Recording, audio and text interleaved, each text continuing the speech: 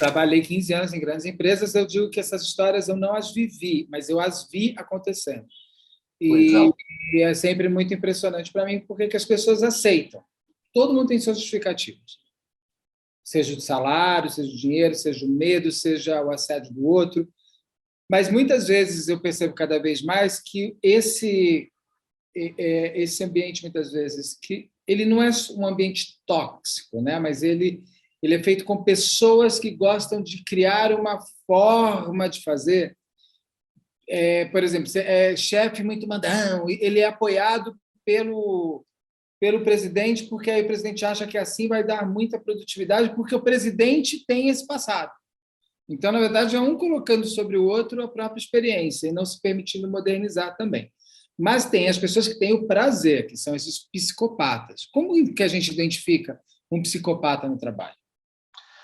O psicopata no trabalho, ele mais ou menos ele vai seguir aquele padrão, né, que a gente fala sempre, mas ele tem umas características muito claras. Ele trabalha muito com aquela ideia de constrangimento, né, de meta, e aí também um tema que a gente falou aqui, das metas surreais, metas inatingíveis, o constrangimento. Ele impõe ao funcionário, ao colaborador, tarefas abaixo do cargo dele. Ele tem uma maneira de humilhar o outro, impondo tarefas, muitas vezes. E olha que eu não estou falando de programas de trainee, ok? Que isso é uma outra categorização, que é um programa da qual a pessoa que está passando pelo trainee em si, ele vai fazer vários trabalhos para ele aprender a gestão. É outra coisa. São formas de constranger mesmo o indivíduo. Ele vai ter, ele faz muito convites extra office, né? Seja o que for, ele tenta se aproximar de uma forma assim, o happy hour passa a ser praticamente uma coisa com muita frequência, até Uma obrigatória, ferramenta para ele. uma ferramenta de aproximação, de conhecimento, de manipulação. Ele manipula promoções, ele faz observações, volta de novo no constrangimento, acho que o constrangimento ele é muito variado, né? Ele tem observações muito pessoais, e são sempre atitudes muito repetidas, né, Beto? O cara ele não é uma atitude eventual, uma gafe, são atitudes muito repetidas. Isso faz dele uma pessoa com um traço de psicopata. E ele, se ele puder, ele vai te puxar o tapete, né? Ele segura muito trabalho, ele se debruça, né? Aquilo que a gente fala de se debruçar sobre a atividade que ele faz. Ele não divide, ele não passa, ele não colabora, ele tem uma comunicação muito agressiva, muito errada. Em algumas profissões, você pode até observar que são também indivíduos que eles, muitas vezes, eles arregimentam o trote, né? Eles têm algumas profissões que acreditam que você tem que ser um cara que agride, né? Porque um dia você foi agredido, né? Que é a ideia do trote. Aquele trote lá universitário, ele parte um pouco dessa crença na humilhação, né? Então é isso que você falou. Às vezes um CEO, um diretor, ele tem a crença que o colaborador dele, que o funcionário dele tem que passar também por tudo isso como se fosse praticamente um trote ou um rito iniciatório para atingir esferas mais altas do caminho das pedras, que eles chamam. Eu convivi com alguns psicopatas corporativos fáceis de identificar. Uma coisa que, para mim, vê se eu estou errado, eles eram sempre muito legais com o de cima, criavam um exército com os seus de baixo, porque ele precisava que alguém trabalhasse, porque eles mais enganavam que faziam. Com os pares, que poderiam ser os seus competidores, com esses ele mostrava mais a cara. Então, ele era duas, três personalidades. Então, era difícil pegar essa personalidade à flor da pele. Assim, eu não estava não na competição, mas eu cheguei a pegar. A pessoa era uma comigo e outra com o outro. Principalmente porque daí ele quer pegar o seu aliado, o seu igual ali, derrubar a autoestima dele para ele, né, para ele pegar também o trabalho dele. Ele não quer progredir, ele quer ter tudo, ele quer ter o salário, ele quer ter o poder, mas ele não quer melhorar, ele não quer evoluir corporativamente falando. Estou errado, não? Não, tá certo, ele não trabalha, ele não age em prol da companhia, ele não age em prol da empresa, ele age em prol de si próprio e principalmente do poder. Não interessa o que ele faça. E isso é um outro detalhe, são pessoas que não trabalham, aquilo que eu brinco sempre. O trabalho dele é tirar uma pilha de papel de um lado e passar para o outro, né? E ele muitas vezes ele não tem um trabalho assertivo, ele não tem um trabalho de liderança, eles não são líderes, entendeu? E a assertividade a gente entende como uma interação pessoal eficiente, né? É a assertividade no trabalho, a assertividade na vida, essa interação eficiente entre pessoas, né? que junta habilidades, afinidades, criatividade, a comunicação assertiva, ouvir e falar, a empatia, a resolução de conflitos, principalmente no ambiente de trabalho. O comportamento assertivo ele é fundamental. Esse perfil, o perfil do psicopata no trabalho, ele não tem isso. Ele confunde liderança com poder. E ele não é nada assertivo. Ele não é nada assertivo. Ele não tem um foco positivo, ele não tem um foco altruísta, ele não leva em consideração nem os colegas, nem a companhia como um todo. E aí ele está sempre dando um truque, né? Ele é um capataz, né? Chega atrasado com uma história, tipo, praticamente a Marginal pegou fogo e ele passou pelo fogo para chegar aqui. Nunca é sempre muito a pessoa que chega sem fazer, não faz nada, todo mundo sabe que faz nada, mas está sempre enrolando, sempre dando uma enganada. Mas ele aparece, tá? Se ele não tiver a serviço do psicopata mor, Sim, que ele muitas vezes está ali como capataz, né? que muitas vezes usa ele como testa de ferro, e a gente vê muito isso nas empresas, principalmente as mais antigas, empresas com perfis mais assim familiares, empresas, porque esse é um grande problema também, né? Empresas com perfis familiares onde as relações são muito misturadas. Empresas pouco profissionalizadas, empresas com paradigma mais antigo, esses caras eles não vão muito longe, tá?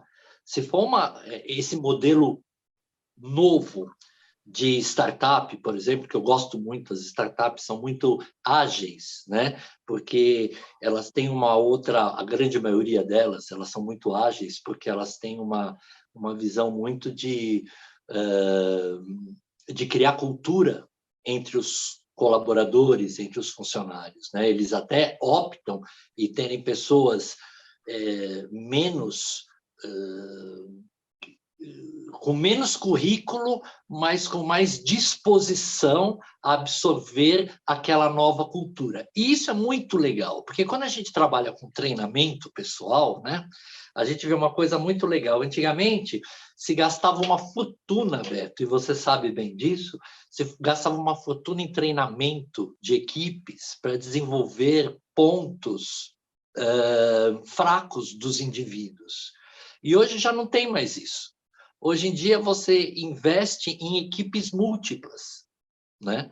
Onde você vai pegar indivíduos diferentes para trabalhar juntos, com verdadeiros líderes coordenando de forma assertiva, e você não gasta mais tempo em ter que desenvolver aspectos do indivíduo que talvez ele nunca desenvolva, porque não é a praia dele. E dentro desse universo de treinamento, de seleção de pessoas, não dá para já ter um teste para não selecionar psicopatas, gente?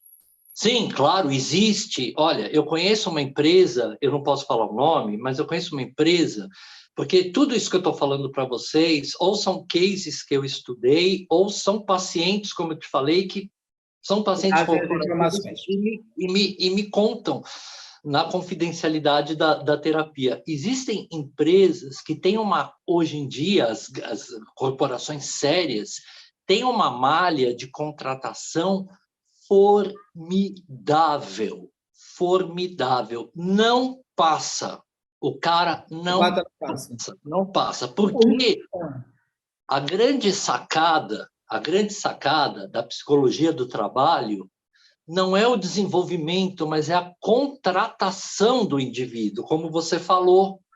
Como a gente não porque quando você tem um foco na contratação, você não contrata gente assim. Então, fica mais fácil. O ambiente é um ambiente colaborativo. Diminui as rádios peões, rádio corredor, aquela fofocaiada, ou isso é para o ser humano e vai acontecer? Isso sempre vai existir, mas você coíbe, tá? Você coíbe, você vai coibindo. Tem empresas que, independente da área que elas atuam, elas têm uma coisa muito legal. Hoje em dia eu sou voluntário numa instituição que eu já percebi que eles coíbem isso. Não existe isso. Não existe rádio peão. E a rádio peão sempre achei algo tão... É a fofoca da fofoca distribuidora das pessoas, né? Então não adianta muita coisa.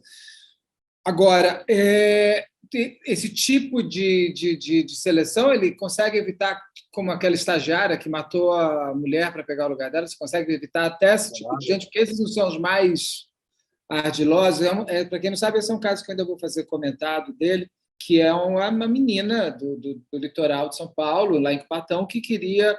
Ela era uma estagiária e ela queria tomar conta ela queria ficar numa vaga. E essa vaga, a mulher, ela sai para ter licença maternidade. Ela vai visitar, inclusive, essa colega de trabalho, e ela percebeu que se a mulher voltasse, ela perdia a vaga, ela tinha que voltar a ser estagiária. Então, nada mais lógico do que matar, né? Exatamente. Mata a mulher. Esse caso mata a mulher, já acabou de ter o bebê.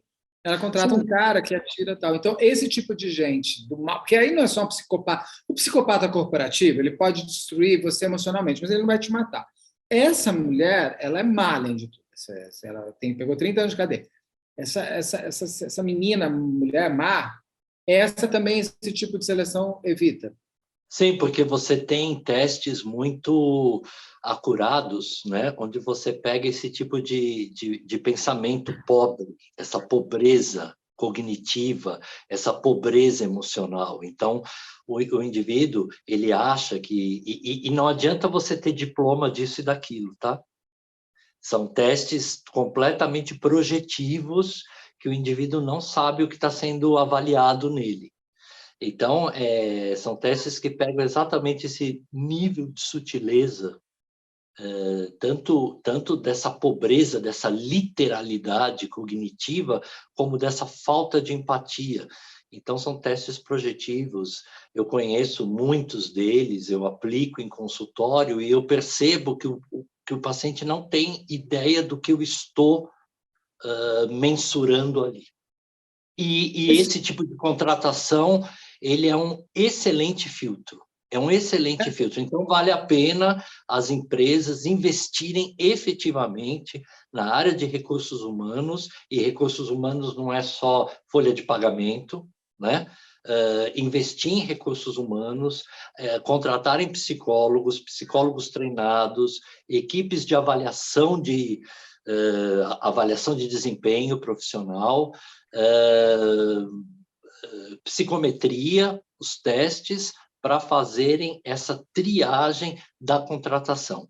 É mais efetivo, é mais econômico, o ambiente da empresa se torna um ambiente limpo, salutar, e você acaba podendo falar de plano de carreira, desenvolvimento de talentos, equipes, liderança, que são palavras que toda empresa hoje gosta de falar.